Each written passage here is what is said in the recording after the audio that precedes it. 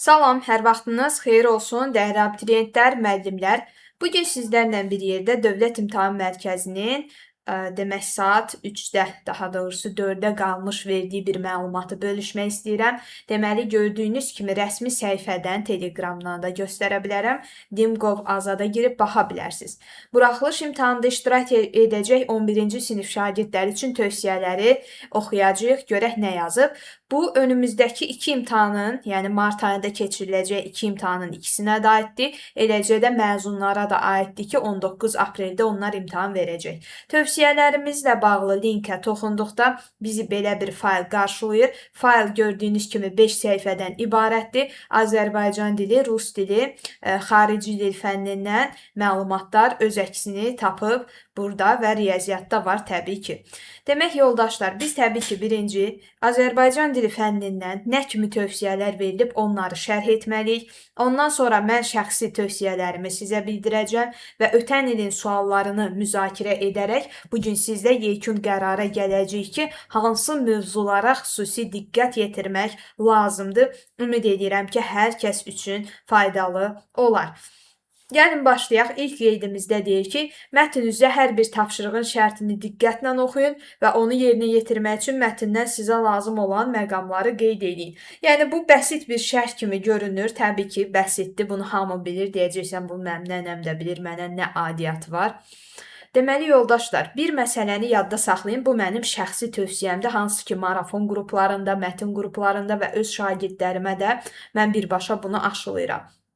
İmtahanda özünə edə biləcəyin ən böyük yaxşılıq nədir? Birinci sualları oxumaq. Sualları oxumaq sənə hansı üstünlükləri qazandırır imtahanda? Sən çox vaxt itkisi etmirsən. Məsələn, sualların tərkibində səni bəzi yönləndirmələrinə, məsələn, deyə bilər ki, əsas hissədə bir abzasda deyək ki, norma pozuntusu yaradan yaxud da məzmuna uyğun olmayan cümlə var. Artıq, sən mətni geri qayıdıb ilk dəfə oxuduğunda buna diqqət edəcəksən. Əks halda sən o sualları oxumayıb birbaşa mətni oxusan, get-gəlin çox olacaq. Düzdür uşaqlar, mən həmişə demişəm, şagirdlərə evdə işləyəndə tövsiyə edirəm ki, maksimum bir dəfə mətni oxuyun, suallara keçin, yazanda onsuz yenə mətnə gedib gələcəksən. Birinci bizim qaydamız 2 dəfədir, sonra 1-ə endiririk, amma imtahanda bunun sayı 2-yə qalxa bilər. Çünki nəzərə al ki, sən onsuz da stres yaşayırsan və təbii olaraq da hər hansı bir mətni 2, hətta 3 dəfə belə oxuya bilərsən. Bu normal haldır, bu sizi stresə salmamalıdır. Amma çalışaq ki, 3-4 belə etməyək. Deməli, birinci sualları oxudum, hələ mətndən xəbərim yoxdur. Gəlirəm mətni oxuyuram və başlayıram nəyə? İşləməyə. Bax, bu cür getməliyik. Onsuz da işlədikcə yenə yuxarı-aşağı etdiyin, yəni qayıtdığın, gəldiyin məqamlar olacaq. Deyir, yazı işi tapşırıqlarını cavablandırmazdan əvvəl onun aid olduğu mətni diqqətlə oxuyun. Bilirsiniz ki, bizim iki mətnimiz düşür imtahana böyük həcmdə. Biri publistik üslubdadır, biri bədii üslub. Bəzən sual verirlər ki, ola bilərmi biri elmi üslubda düşsün? Xeyr. Ola bilməz. Məsələn, ötən illərdə süni intellekt mətni düşmüşdü. Şagirdlərin bir çoxu yadıma gəlir, yazmışdılar ki, bu mətn elmi üslubdadır. Uşaqlar, iri həcmli mətnlər elmi üslubda düşə bilməz. Ya publistik olacaq, ya bədii olacaq. Publistikin müxtəlif növləri var. Razılaşaq bundan. Elmi publistik var, bədii var, rəsmi publistik var. Yəqin ki, həmin şagirdlərə süni intellekt mətni elmi publistik üslubda düşdüyünə görə şagird elmi və publistik arasında seçim edərkən elmiyə yönəlmişdi. Bunu bilək. Bir də ən sonda tövsiyələrim olacaq ki, hələ də mənim o videolarımı ki, izləməyənlər var, izləsinlər. İmtahandan öncə imtahana, yəni hazırlıqlı getmək üçün əla video seçimləri olacaq. Yəni bir rəhbər videosu kimi düşünün bunu. Üçüncüdə deyir ki, mətnə aid yazı tapşırıqlarını yerinə yetirərkən tapşırığın şərtinə, tələbinə həm sual kitabçasında, həm də cavab vərəqində verilən və mətndə bu tələblə bağlı məlumatlara mütləq diqqət yetirin. Tapşırığın tələbinə və mətnə heç bir aidiyyatı olmayan istənilən fikirləri cavab kimi yazmayın. Tapşırığın doğru variantını müəyyən etməyə çalışın. Doğru hesab etdiyiniz fikirləri yazın. Şagirdlərin öz şəxsi fikirlərini ön planda tutduğu sual tipləri hansılardır? Əsasən aforizmlər, deyək ki, hər hansı bir ifadə ola bilər, atalar sözü ola bilər. Deyir ki, məsələn, bunu mətnə uyğun olaraq əsaslandır. Şagird də başlayır qızıl xırdalamağa. Dünən Telegramda görüşümüz oldu. Elə o həmin görüşdə dediklərim burada təkrar düşübdü. Mən çox şadam ki, bizim deyək ki, ehtimallarımız burada da öz əksini tapıb. Yəni dəyərli şagirdlər, bizə deyirlər ki, sənə əgər bir ifadə verilibsə və mətnlə əlaqələndir deyirsə, xüsusən atalar sözü, aforizm tipli suallarda, sən orada qızıl xırdalamamalısan. Heç kimin vecinə deyil sənin şəxsi düşüncən, biraz pis olsa da. Yəni yoxlama əsnasında bu dəyərləndirilmir. Məsələn, dostluqla bağlı bir atalar sözü, aforizm yazıbsa, sənin edəcəyin şey nədir? Mətndə dostluq münasibətləri olan şəxslərdən, obrazlardan nümunə gətirmək və ona uyğun əsaslandırmaq. Vətənpərvərliklə mi bağlı oxuyursan? Bu zaman vətənpərvərliklə bağlı hə mən vətənimi sevirəm, Qarabağ Azərbaycandır yazmağa ehtiyac yoxdur. Nə yazacaqsan? Sən yazacaqsan ki, deyək ki, həmin mətndə hansı obrazlar vətənpərvər əməlləri ilə yadda qalıb. Yəni hər zaman sizə verilən o ifadələri bir növ düz qəbul etməlisiniz ki, qarşılıq verə biləsiniz və mətndən istinad gətirməklə əsaslandırmalısınız. Deyir ki, hər bir tapşırığa verdiyiniz cavabı və tapşırığa aid fikirlərinizi cavab vərəqində həmin tapşırıq üçün ayrılmış hissəyə baxın. Çərçivədən kənara çıxmadan səliqəli və oxunaqlı xətlə yazın. Sizdən burada xəttat olmağı heç kim tələb eləmir. Mən özüm elə yazıram ki, valla biabırçılıq. Yəni Azərbaycan dili müəllimiyəm, amma xəttim yaxşı deyil. Yenə də ən azından mənim xəttimi oxuyan bir insan nə demək istədiyimi başa düşür. Bəzən elə qara-qura, deyək ki, çox cızma qara formada yazanları biz görürük ki, dəyərli şagirdlər. Yəni bu adamların məqsədi nədir? Bu adamlar istəyir ki, onların cavabları dəyərləndirilməsin. Bəzən elə xəttlər ola bilər ki, təbii ki, marker müəllimlər onları dəyərləndirməkdən imtina edə bilərlər. Çünki oxuya bilmir bu adam. Yəni otursun mixi yazıları mı yenidən kəşf eləsin sənin üçün? Oxuya bilmir də. Elə yazmısan ki, sanki bir yeni əlifbadır. Biz bilmirik. Ona görə dəyərli şagirdlər, evdə deməyin ki, həşi mən belə səliqəsiz yazıram, imtahanda diqqətli yazacağam. Sən evdəki vərdişlərinin məcmususan. Yəni vərdişlərin nədirsə sən də olsan. Harda oldu fərqi yoxdur. İmtahan olsun, olmasın. Yəni səliqəli yazın, muncuq kimi olmağa ehtiyac deyil. Oxunaqlı olsun, əsas budur. Bir də norma pozuntusu eləməyin. Çox fonetik norma pozuntusu, yəni hərf səhvi buraxanlar var. Adicə səhv sözünü bax bu formada yazanlar var. Normalı budur da, yanlış mənasında demək istəyirsənsə, məsələn, filan sualı səhv yazdım. Bunu s, ə, h, v yazmalısan, götürür yazır səhv. S, ə, f. Olmaz axı, səhv s, ə, f olan versiya nədir? Cərgə deməkdir. Sən yanlış mənasında götürüb bunu yaza bilməzsən axı. Buna da fikir ver. Deyirlər ki, şagirdlər, müəllim, orada yoxlayanlar buna fikir veribmi? Niyə vermirlər? Onlar Azərbaycan dili müəllimidir. Bəs nə üçün orada oturublar? Tapşırığın şərtində müəyyən sayda söz, cümlə, fikir yazmaq tələb olunursa, tələb olunan sayda cümlə, fikir və s. yazılmalıdır. Tapşırığın şərtini ödəməyən səhv söz, cümlə, fikir və s. yazılmamalıdır. Məsələn, hər hansı bir obraz haqqında 2 dənə xarakteri xüsusiyyət istəyir. Şagird də özünü son dərəcə ağıllı və peşəkar göstərməkdən ötürü gəlir 3 dənə yazır. Yaxşı edirsən, 3-ü də düzdürsən, nə gözəl. Amma elə ola bilər ki, həqiqətən yazdığının ikisi 100% düz olsun, amma sonradan artırdığın 1 gəlsin səhv çıxsın. Daha durub deməyəcəkləri, bu şagird elə 2 dənə istəmişdi, ikisini düz yazıb, birini səhv yazıb qoy eyb yox keçək. Xeyr, o birinə görə sənin balın gedəcək. Ona görə də sənə 2 deyirsə, elə 2 də yaz. Acgözlük eləmək olmaz. Bəzi meyarlarda mən görürəm, şagirdlərdə ən acıqlandığım şeydir. Qəti qərara gələ bilmir və nəticədə deyir ki, müəllim, mən burada 2 variant yazmışam, yaxud mən burada deyək ki, 2 dənə fikir yazmışam. Xeyr, sən evdə də yazarkən durub müxtəlif variantları sırayla düzün meyarlar cərgəsi yaratmalı deyilsən. Sən etalon yazmırsan. Sən öz tapşırığını, sənə verilən şərti düz formada yazmağa məcbursan. Sənin vəzifən budur. Yox, deyəcəksən ki, mən istəyirəm biraz daha 2 dənə, 3 dənə belə əlavə yazım, mən savadlıyam və s. İnan ki, bir dənə sözə görə nə qədər bal kəsilən şeylər görmüşəm, suallar görmüşəm. Yəni, gərək yoxdur dəyərli şagirdlər, belə hərəkətlərdən uzaq olaq. Sonra apellyasiya mərhələsində gəlib deyirsiniz ki, müəllim kömək lazımdır. İnanın ki, bu sizin təbii ki, xeyrinizə deyilən bir şeydir. Tapşırığın şərtində xarakteri xüsusiyyət yazmaq tələb olunursa, bu xüsusiyyəti ifadə edən konkret söz və ya sözlər yazılmalıdır. Məsələn, igid, cəsur, vətənpərvər və s. Bu zaman birdən çox xarakteri xüsusiyyətin yazılması tələb olunan tapşırıqlarda eyni xüsusiyyətin sinonim variantları deyil, fərqli xüsusiyyətləri yazılmalıdır. Elə dünən mən nə dedim? Telegram görüşündə dedim ki, müdrik yazmısansa uzaq görən yazma, eyni şeyə gəlib çıxır. Və yaxud da yazmısan acgöz, yenidən tamahkar yazma. İgid yazmısan, cəsur yazma. Vətənpərvər yazmısan, vətənsevər yazma. Eyni şeydir də. Həsən keçər, keçər Həsən. Nə fərqi var? Yəni, əgər sizdən 2 və daha artıq xarakterin xüsusiyyət istəyirsə, dəyərli şagirdlər, fərqli əməllərdən yola çıxıb yazmağa çalışın və bir də ən çox sifət formasında doğru cavabı biz qəbul etdiklərini görürük. Çox uşaqlar gedir cümlə yazır, yazmayın. Sifət formasında yazsanız ən idealı odur. Tapşırığın şərtində verilən aforizmin mətnə əlaqələndirilməsi tələb olunursa, yalnız mətndəki fikirlər olduğu kimi köçürülməməlidir. Aforizmlə mətndəki fikirlər əlaqələndirilməlidir. Hə, sənə dostluqla bağlı deyək ki, bir fikir verir, deyir, dostluq gözəl bir nemətdir. Mətndə görürsən ki, 2 dənə şəxs var və 2 dənə deməyək, 2 nəfər şəxs var ki, bu şəxslər yaxşı bir dostluq münasibətindədir, aralarında münasibət əladır, əməllərindən görürsən ki, bir-birlərinə qarşı sadiq və vəfalıdırlar.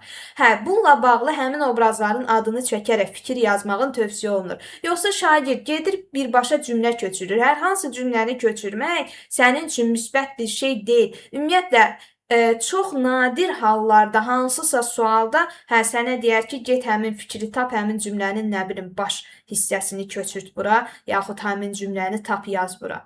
Çox nadir halda səndən istəyər get köçür. Tapşırığın şərtində mətndən müəyyən şərti ödəyən faktlar seçib yazılması tələb olunursa, mətndən kənar, yəni mətndə olmayan faktlardan istifadə olunmamalıdır. Həmçinin tapşırığın şərtində mətndəki müəyyən fikirlə bağlı mətndə olmayan faktlar yazılması tələb olunursa, bu zaman mətndən kənar faktlar yazılmalıdır. Bu ikinci hissəsi son illərdə o qədər də aktiv deyil, yəni aktual deyil. Çünki artıq demək olar ki, şagirdin dünya görüşünü yoxlayan suallardan ancaq qiymətləndirmə testlərinin daxilində istifadə olunur. Onun xaricində imtahanlarda çox da istifadə olunduğunu biz son illərdə görmürük. Və fakt yazarkən uşaqlar, məsələn, Azərbaycan bayrağı ilə bağlı fikirlər yazmaq tələb olunur. Mətndə nə var onu yazırsan. Əgər mətndə Azərbaycan bayrağındakı qırmızı, göy, deyək ki, yaşıl rənglər barədə məlumat verməyibsə, sən onu durub öz şəxsi biliyinə əsasən yaza bilməzsən. Lap adın kimi əmin olsan da yaza bilməzsən. Mətndə nə verib, o sənin faktındır. Mətndə verməyibsə, fakt olaraq götürmürük. Bunu da bilək. Tapşırığın şərtində mətndəki hər hansı sözün qarşılığını, bu qarşılıq mətndə həmin sözün əvəzinə yazıldıqda aid olduğu cümlədəki fikir itməməlidir. Yazmaq tələb olunursa, həmin sözün izahı deyil. Baxın, bununla bağlı birazdan sizə videolarımı göstərəcəm. Elə bil öz əlimdən yazmışam PDF-i. Həmin sözün izahı deyil, konkret qarşılığı yazılmalıdır. Məsələn, məhsun nədir? Kədərli, hüzünlü, qəmli, dərdli deməkdir. Yəni, sözün qarşılığı tipli suallarda həmişə özünə sual ver. Bu sözün əvəzləyicisi nə ola bilər?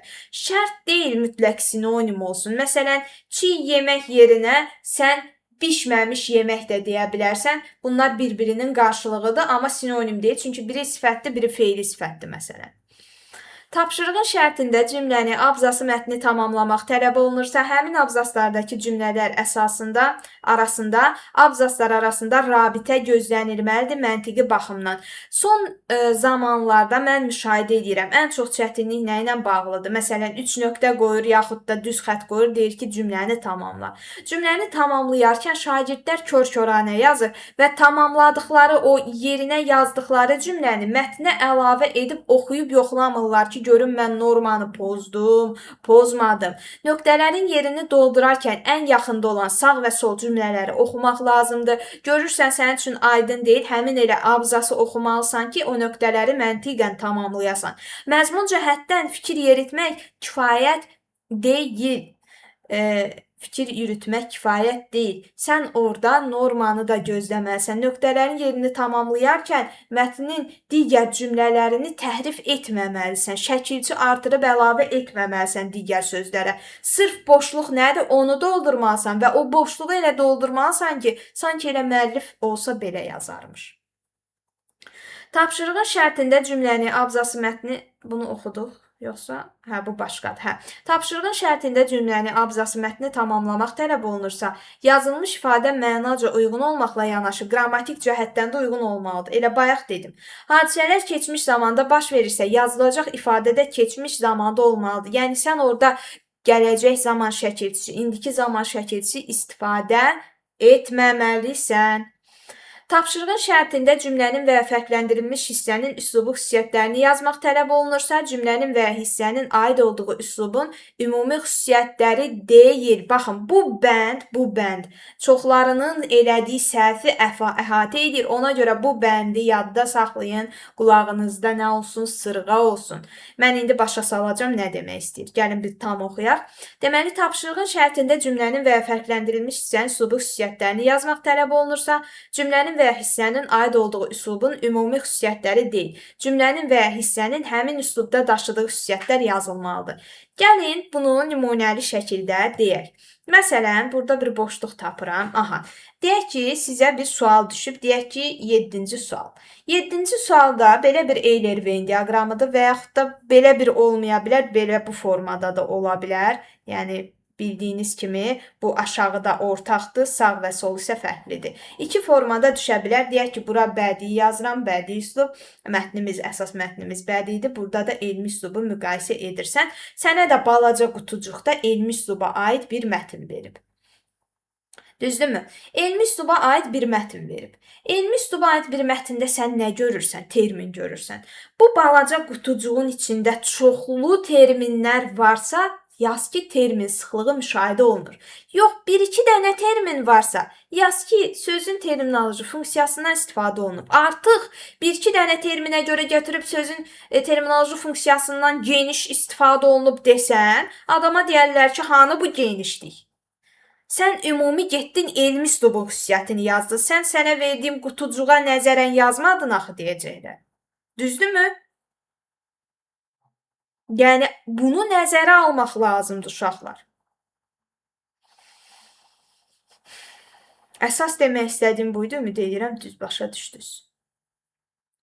Səbəb-nəticə əlaqəli tapşırıqlarda verilmiş səbəbin birbaşa nəticəsi, verilmiş nəticənin birbaşa səbəbi yazılmalıdır. Səbəb-nəticəni yaza bilməyənlərə həmişə deyirəm, sual ver, elə yaz. Məsələn, filan hadisə baş verdi, özünə sual ver. Nəticədə nə oldu?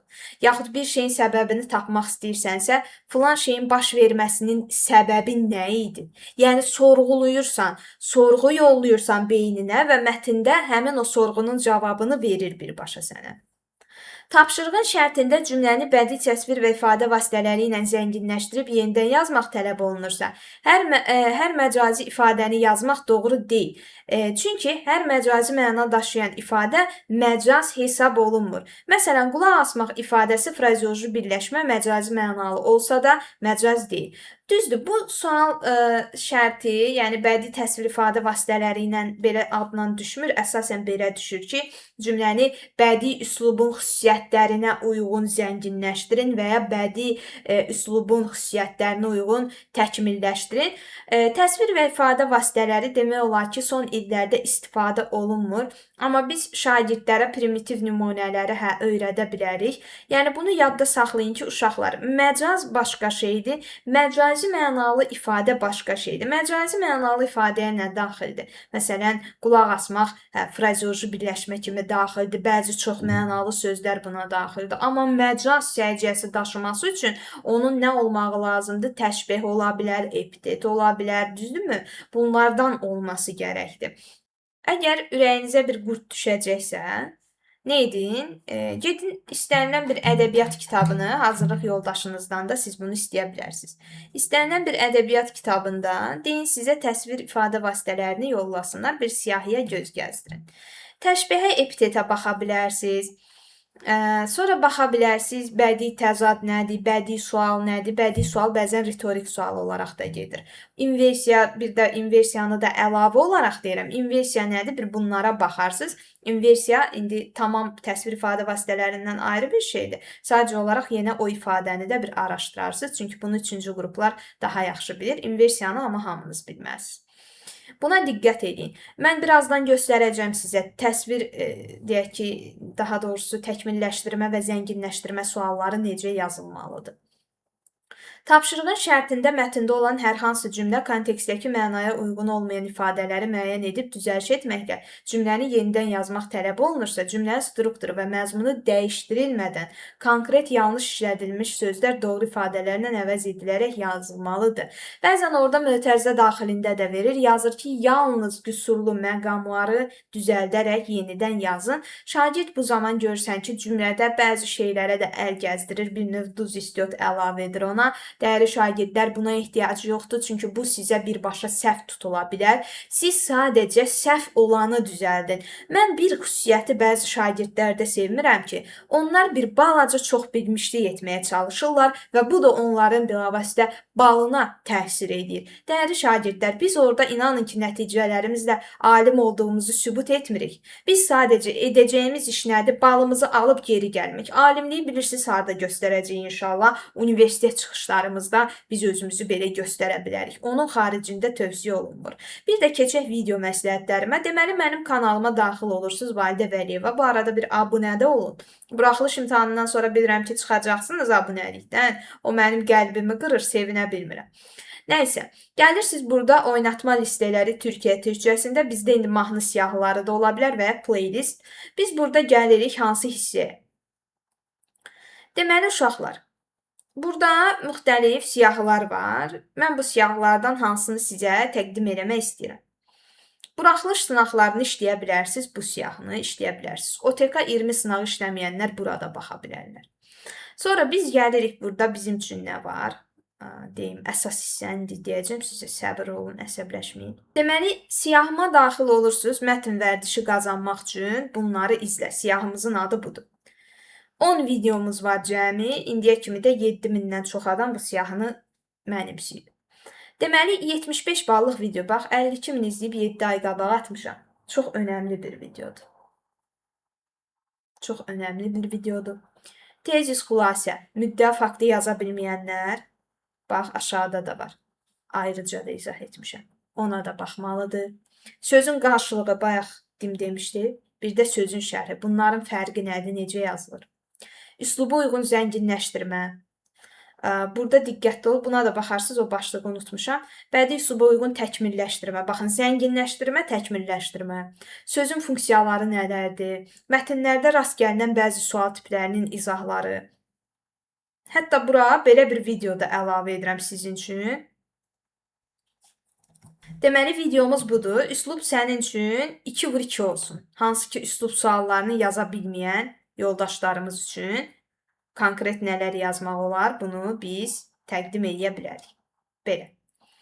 Bunları izləyirsiniz, imtahandan sonra mənə təşəkkür edirsiniz. Belə. Bu belə. İndi keçək qrammatikadan tövsiyələrimizə. Burada üzr istəyirəm, səhv PDF açdım. Aha. Qrammatikadan nə tövsiyə edə bilərik? Ötən illərdə bildiyiniz kimi suallar bir balaca fərqli düşmüşdü. Yəni necə? Məsələn, orfoqrafiyaya aid çoxlu sual düşmüşdü. Hər imtahanda orfoqrafiya düşdü. Bu il orfoepiyadan sual düşə bilər, yəni sözün tələffüzü ilə bağlı. İndi deyə bilərsiniz ki, müəllim, bəs mən sözün tələffüzündə yaxşı deyiləm. Mənə nə məsləhət görə bilərsiniz? Sözün tələffüzü həqiqətən yazılışından daha çətin olur. Çünki bəzən həqiqətən şagirdlərimiz bunu düzgün mənimsəyə bilmirlər. Biz də indi buna uyğun bir vəsait tövsiyəsi edəcəyik. Həmin vəsaitimiz hansıdır? Ondan necə faydalanmaq olar? Demək, buradadır vəsaitim. Baxın, gördüyünüz bu vəsait Dimin 2024, 21 yox, 2024 orfoqrafiya, orfoepiya lüğətini biz tövsiyə edirik şagirdlərimizə. Deyirsən ki, ay müəllim, bəs mənim vaxtım yoxdur, bir də gedim bu kitabı tapım oxuyum, mənə əsas düşənlər lazımdır. Gəlirsən validənin Telegram kanalına. İndi bizim Telegram kanalımızda əlavə ödənişsiz WhatsApp kanalımız da var, orada da paylaşmışıq. Baxın, fonetika və leksikadan biz quizlər paylaşırıq. Dim toplu və Təhsil Nazirliyinin, Elm və Təhsil Nazirliyi vəsaitindən seçdiyim sözlər. 9-cu quizdə, hər quizdə 50 dənə sual var. Yəni 50 dənə sözü sən öyrənmiş olursan. Bu orfoqrafiya bir də bəzi çətin sözlərin mənasını bilmək baxımından kömək edən bir quizdir. Və əlavə olaraq burada da iştirak edə bilərsiniz suallarda. Gəlirsiniz ən yuxarıda deməli, sabitlənmiş mesajlar var. Yuxarı toxunursunuz, 1-2 dəfə toxunun, 4-5 mesaj sabitləmişəm. İlk mesaja getməliyik.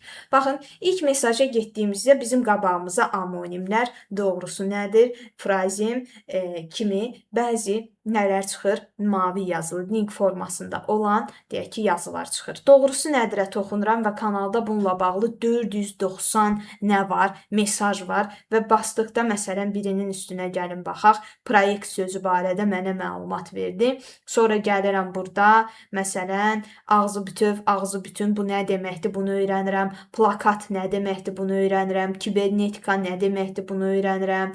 Sonra burada var, məsələn, 2 n ilə yazılan tonnaj sözünün nə olduğunu öyrənirəm. Həm mənasını, həm tələffüzünü öyrənirəm və nəticə etibarilə oluram dəf kimi əla. Bunların hamısı Təhsil Nazirliyinin dəyərli şagirdlər vəsaitindən götürülmüş sözlərdir, dimin vəsaitlərindən götürülmüş sözlərdir. Yəni imtahanda sizə düşə bilər, buna diqqət yetirməyiniz tövsiyə olunur. Konkret olaraq orfoqrafiya, orfoepiya, leksika ilə bağlı çətinliklərinizi mənim paylaşdığım quizlərlə və Telegram kanalındakı qeydlərlə aradan qaldıra bilərsiniz. Yəni qısa zaman ərzində gedim sıfırdan nəsə açım oxuyum, bu həqiqətən əlverişli olmaya bilər. Bir də gəlirsiniz uşaqlar, siyahılarımızda biz nə paylaşmışıq, onu da qeyd edeyim. Məsələn, siyahılarımızda belə bir hissə var, onu sizlə bölüşmək istəyirəm. Brilliant qeydlər adında, cəmaət qızıl qeyd deyil, mən brilliant deyirəm. Cavab fərqlilikdə bizimdir. Reklamda çıxdı. Burada çoxlu qeydlərimiz var. İmtahana düşən qeydlər formatında biz bunu paylaşmışıq. Buyurub faydalana bilərsiniz. 30-dan çox video sizi orada gözləyir. Səhv etmirəmsə, 35 videodur ümumilikdə. Və nəticə etibarilə bu sizin üçün çox faydalı olacaq. Ümid edirəm ki, yaxşı olar dəyərli şagirdlər. Hər birinizə uğurlar arzulayıram. Konkret bir mövzu məndən istəməyin. Çünki dimin elə sualları var ki, həmin o sualların tərkibində biz müşahidə edirik ki, dim 2-3 mövzunu birdən soruşub. Amma yenə də desəz ki, müəllim, mən biraz rahat deyiləm, istəyirəm ki, bir neçə mövzunu konkret mənə deyəsiniz. Deməli, orfoepiya, orfoqrafiya məsələlərini və leksikanı dedik. Xüsusən frazemləri təkrar etməyinizi tövsiyə edirəm.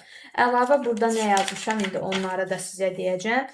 Mətn tövsiyələrinə mütləq qulaq asmalısınız. Yəni, orada qaçış yoxdur. Mətnlə bağlı zaten sual mütləq görəcəksiniz. Əlavə burada yazmışdım.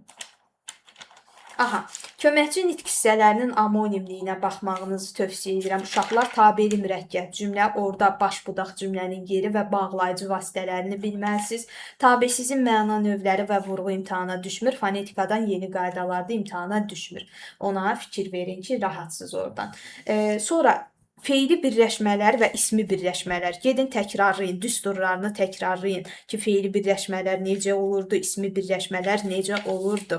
Cümlə üzvlərinin təhlili, mübtəda, xəbər, təyin, tamamlıq, zərflik, eyni zamanda əlavələr və həmcizlər, xitab ara sözlər. İndi deyəcəksən nə qaldı? Vallahi elə mən də həmişə bunu deyirəm, amma konkret mövzunu eşidəndə elə bil daha ballanmış kimi çıxır, ona görə təkrar edirəm. Yəni xüsusən ikinci hissə mövzularına əgər çətinliyiniz varsa o mövzulara diqqət edin. İndi belə deyəcəm, imtahana gedib birinci hissədən daha çox düşəcək. Gəlib yaxama yapışacaqsınız ki, sən saxtakarsan. Burada uşaqlar nəzərə alın ki, dim imtahanı 3 mərhələdə keçirir. Yəni biz məsələn ötən il 2 mart, 9 mart 14 aprel gördük, səhv etmirəmsə, yoxsa 6 aprel idi, hə. Deməli, müxtəlif mərhələdə görürük. Yəni, mənim dediyim indi bilmirəm ki, birinci imtahana düşə bilər ya ikinci imtahana. Ona görə işimizi heç bir halda riskə ata bilmərik və kimsə sizə durub əminliklə deyə bilməz ki, filan mövzu düşəcək. Mətnlərdə hə, mən sizə xeyli kömək edə bilərəm, amma leksikadan, nə bilim, hansı söz düşər, fonetikadan hansı söz düşə bilər. Biz bunu müəllim olaraq əminliklə deyə bilmərik. Kimsə də deyirsə, özünə gülür. Belə. Sağ olun, salamat qalın.